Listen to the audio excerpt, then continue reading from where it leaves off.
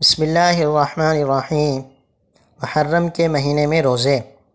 حضرت ابو ہریرہ رضی اللہ عنہ سے روایت ہے کہ رسول اللہ صلی اللہ علیہ وسلم نے ارشاد فرمایا، افضل الصیام بعد صیام شہر رمضان شہر اللہ المحرم۔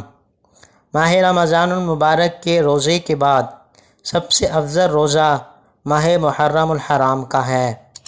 حضرت علی کرم اللہ وجہہ سے کسی شخص نے سوال کیا کہ ماہ رمضان مبارک کے بعد کون سے مہینے کے روزے رکھوں؟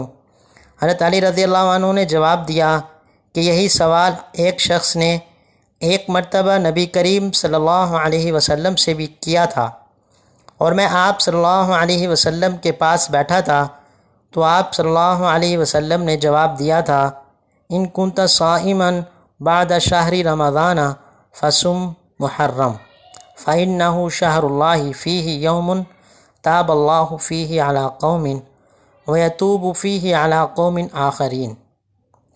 یعنی ماہ رمضان کے بعد اگر تمہیں روزہ رکھنا ہے تو ماہ محرم میں رکھو، کیونکہ وہ اللہ تعالیٰ کی خاص رحمت کا مہینہ ہے۔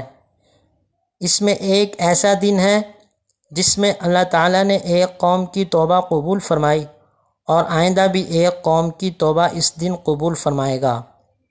حضرت امام غزالی رحمہ اللہ فرماتے ہیں کہ ماہ محرم میں روزوں کی فضیلت کی وجہ یہ ہے کہ اس مہینے سے سال کا آغاز ہوتا ہے، اس لیے اسے نیکیوں سے معمور کرنا چاہیے، اور اللہ تعالیٰ سے یہ توقع رکھنی چاہیے کہ وہ ان روزوں کی برکت پورے سال رکھے گا۔